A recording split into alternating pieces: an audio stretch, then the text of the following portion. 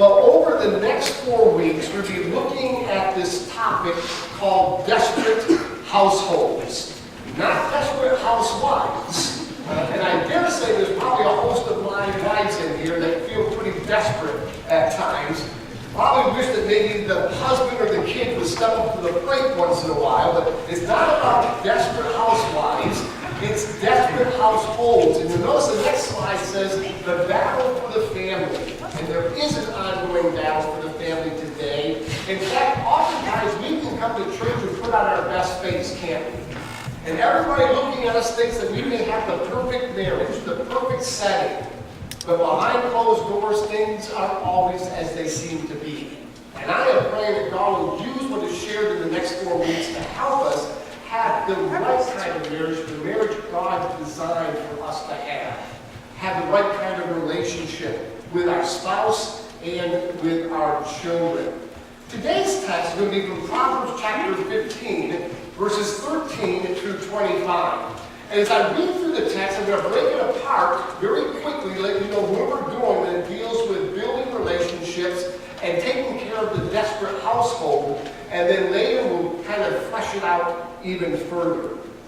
A merry heart makes a cheerful countenance. Don't you like that? Yes. Doesn't marriage need laughter within its walls? A merry heart makes a cheerful countenance.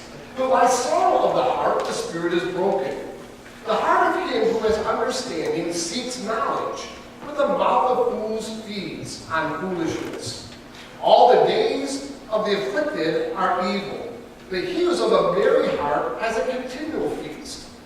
Better is little with the fear of the Lord than great treasure with trouble. Another aspect, learn to be content in your marriage. Don't always strive for something more. It's better to have a little and the fear of the Lord than great treasure and trouble. It goes on to say, better is a dinner of herbs where love is than a fatted calf with hatred.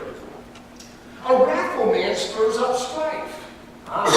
Oftentimes there's hostility and anger in the home, and God wants to deal with that as well. But he who is slow to anger allays contention. The way of the lazy man is like a hedge of thorns, but the way of the upright is a highway. A wise son makes a father glad. Wisdom, another fine ingredient as we're building this foundation. A wise son makes a father glad, but a foolish man despises his mother. Folly is joy to kin, who's destitute of discernment. But a man of understanding walks uprightly.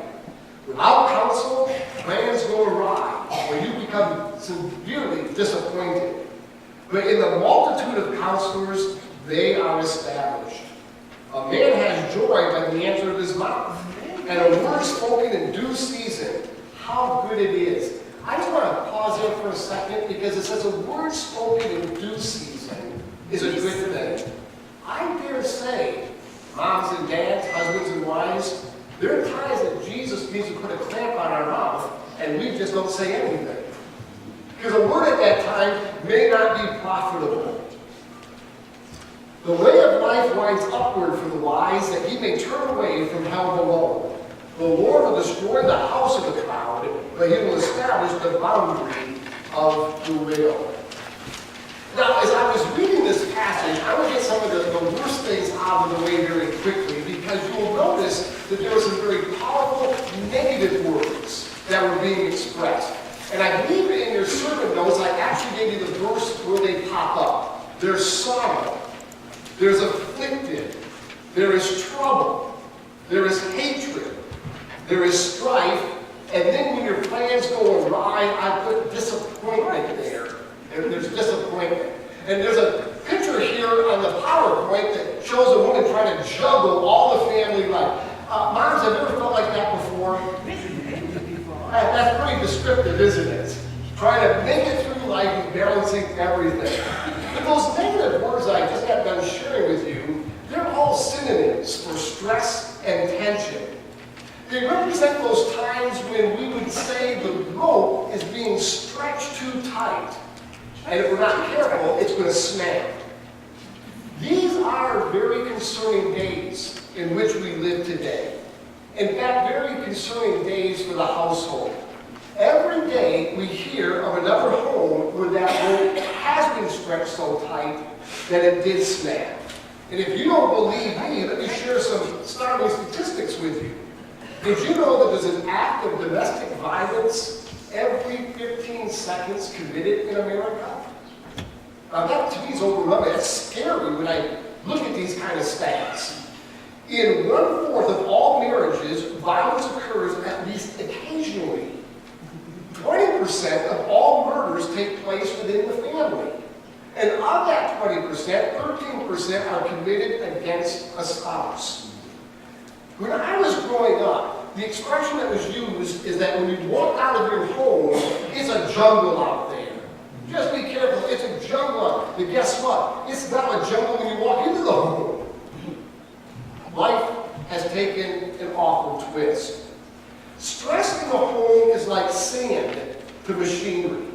A marriage in which God intended to run smoothly and efficiently and according to His plan begins to run very slowly and begins to grind away as we grind on each other.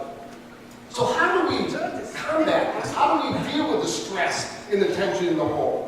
I believe Proverbs gives us some great insights. I kind of alluded to them as we were reading the text. The first, from Proverbs 15, 13, and 15, is learn to laugh. Don't take yourself so seriously. You know, it says that if we don't laugh, we're going to have a broken spirit. And I want you to know that the spirit of a man or a woman is the wellspring of life. When that spirit becomes broken, you lose your zest and your enthusiasm, and marriage becomes a chore rather than something beautiful that God intended it to be. Laughter is a gift God has given us to release tension, to keep our spirits from becoming broken in this sin-cursed world, and also for healing purposes. Because I discovered that it's God's way of keeping us healthy, emotionally and physically. Medical science has proven that when you laugh, you release chemicals and enzymes in the brain that are extremely important to the health and vitality of every living organ within you. I'm going to read for you a short article from a magazine called Executive Digest. Listen to what they have to say, and I'm quoting. Scientists have been studying the effects of laughter on human beings and have found, among other things, that laughter has a profound and instantaneous effect on virtually every important organ of the human body. Laughter reduces unhealthy tensions. It relaxes the tissues, as well as exercises the most vital organs. Laughter, even when forced, results in beneficial effects on us, both mentally and physically. So the next time you feel nervous and jittery, indulge in a good laugh. Now, all of a sudden, if I'm at some point in my message, you all begin to laugh, I recognize you got to get rid of some stress. You know, when I look at what I do in ministry, I really don't think I could accomplish anything that would be positive or productive if it wasn't for the home life that God gave me with my wife and my family. And Penny will vouch that most of the time in our home, laughter was always heard. Now, don't get me wrong, there was other sounds once in a while. Our family's not perfect, so there was some yelling and screaming on occasions. But usually there was just something wonderful in the air in our home. Depending also what was on television, right around 7 o'clock or so, Penny would just begin to burst out in laughter. In fact, last week I was watching a ball game in the living room. She was in the master bedroom watching TV, and I don't know what she was watching, maybe America's Funniest Home Videos or something, but she just bursted out in laughter. And guess what happened? I was laughing at the laughter coming out of the master bedroom. Now, she is a very beautiful, warm, laughing person to be around. She gets very, very giddy in the home. Now, some of you are saying, hey, we know your wife on Sunday. We thought that she gets giddy on Sunday. Now, that's golf. That's golf compared to what happens in the home. So we need to learn to to enjoy life, to express that enjoyment. There's three things, Mom and Dad, that you ought to give your children. The first is the most obvious. You give them love. But the other two is give them love. Let them know they have security in the home. Let them know that you lavish your love upon them, and then give them laughter. Allow them to have that openness within the home. And then three rules you ought to have for your home. Be fair with all your children and with your spouse. Be firm. What I mean by that is say what you mean and mean what you say. Don't vacillate. Don't waffle. Make sure the kids know the boundaries and they're well spelled out. Yes. And then be fun. Learn to laugh, lighten up, as they would say. But the second thing I discovered as I was reading Proverbs is we need to cultivate contentment. We find that in Proverbs 15, 16 through 17. And I'm going to illustrate it this way if I may. I'm going to set up two different scenarios. A dad pulls up to a little framed farmhouse. He has an old car. I don't know how old it is, but it still runs. It's still usable. When he pulls up after the work, kids come running out of the door to greet their dad with hugs. When they all walk into the house, there's the smell of fried chicken being prepared for supper. There's also biscuits and other things that are being baked. When supper time comes, they sit at a table. It's not a beautiful table, but it's a family table. There's no tablecloth, maybe placemats if that, no china, just mismatched dishes, some even chipped. Stainless steel silverware, paper napkins. The dad reaches out and grabs each one of the hands around the table, and he prays and thanks God for his home, for his wife, and for his children, and for all the blessings God has given. He thanks God even for the food that they're about to receive. After which, they dig in. They may be in the dining room, maybe the table's even in the kitchen, but there's all kinds of wholesome conversation around the table as they're eating and enjoying one another and sharing their life's story. Scenario number two. Picture with me, if you can, a beautiful mansion with white columns out front. Dad pulls up after work in his BMW, kicks the cat or the dog out of the way. Nobody comes to greet him as he comes home from work. You know why? Mom is busy in the kitchen, and all the kids, they're upstairs either watching their private TVs or Xbox, whatever gaming device they have. When it comes time to eat, they sit at a long, formal, beautiful table. And as they sit at that table, there is china, there's crystal, there's a wonderful tablecloth spread over there. Servants bring out hors d'oeuvres, then appetizers, then soup de jour, then salad, and then smoking roast. But that's not all that's smoking in that household. Dad eats as fast as he can, preoccupied thinking about work and what he has to accomplish. Mom, her face looks like a hatchet because she knows he's messing around with his secretary. Surely rebellious teenagers say nothing at all unless it's sarcastic and cutting. I'm going to show you a picture here on the PowerPoint. You may not be able to see all of this, but Dad has a revolver underneath the table. The teenage boy, he has an axe. The girl has a bottle of poison, and Mom behind her back has a knife. Now let me pose a question. Which of the two homes I just illustrated would you want to live in? The first home. It doesn't take us much to discover that. Now, I'm not saying it's impossible to have both. You can have a very wealthy background and have still a beautiful home, but guess what? Those things aren't very common. So if you want to have a happy home, you have to cultivate contentment. Live within your means. Financial stress will kill the spirit of any home. And you and I, neither one of us need that. The scriptures told us, better is a dinner of herbs rather than a fatted calf where there's hatred, where there's strife. Don't ever get on the treadmill of materialism. It will take you nowhere. There are so many in our society that says, you know what, if I had just a if I had this, if I had that, then I would be happy. Guess what? If we're not happy with what God has already given us, then we're never going to be happy if He gives us more. Because possessions have nothing to do with genuine contentment and happiness.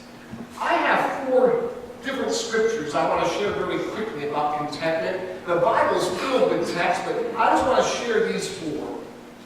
Philippians 4:11. Not that I speak in respect of want, for I have learned in whatsoever state I am, therefore to be content. Hebrews 13:5.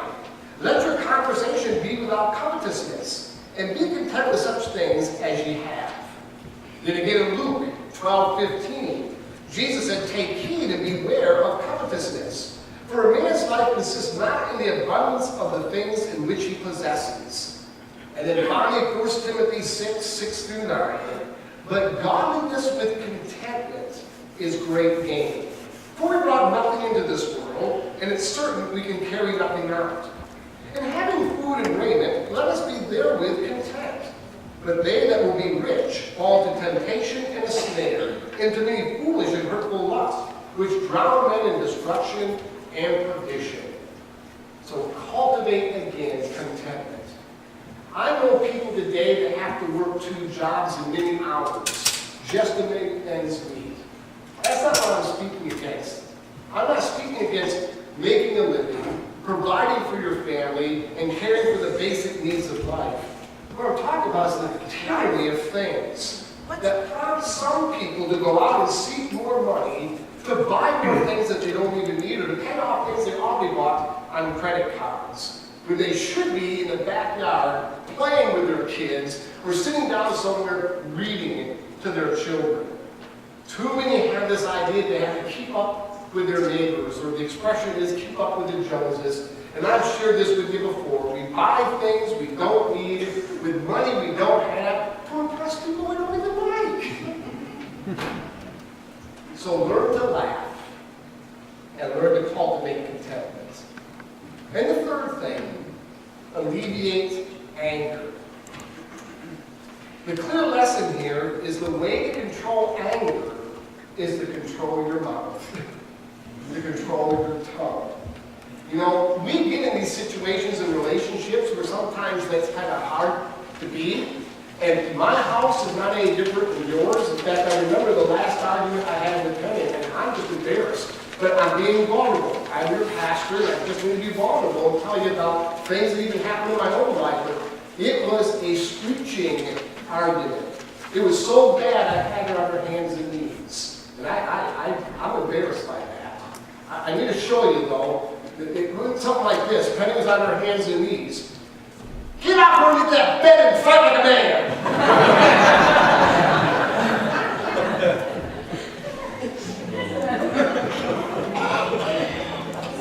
I was scared.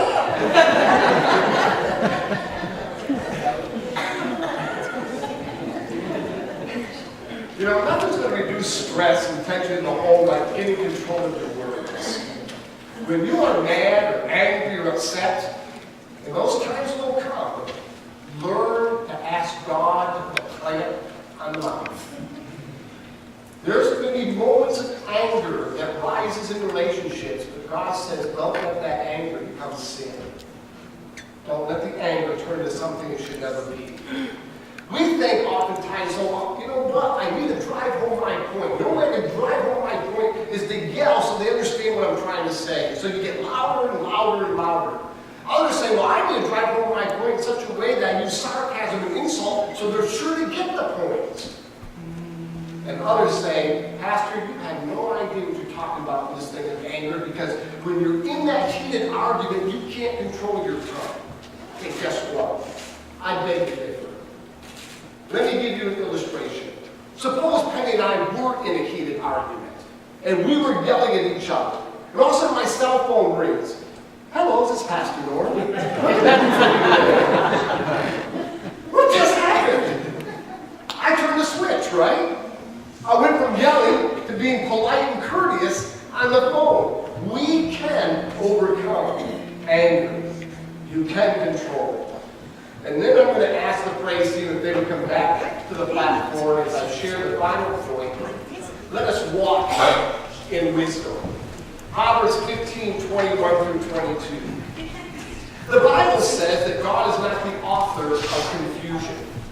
So if your home is characterized by confusion, you need to understand God is not in that. God doesn't author that. If you're not on the same page, or the left hand doesn't know what the right hand is doing, where there really isn't unity, there isn't harmony, all you're producing in that relationship then is division, strife, tension, and stress. Problems will arise on a daily basis in any relationship, especially in the home. That is normal. But wisdom begs us to start attacking the problem together in unity rather than attacking each other. I was reading of a construction worker who went to work, got to his lunch hour, opened up his lunchbox, and pulled out a bologna sandwich. He looked at it and says, "Bologna sandwich again? I've had bologna sandwich every day this week. I don't like bologna. I will die if I have to eat another bologna sandwich." One of his co-workers overheard this open conversation and said, "Well, why don't you just graciously," that's the operative word, graciously, "why don't you just graciously ask your wife to make you something different?" He said, "I'm not married, I make my own sandwiches."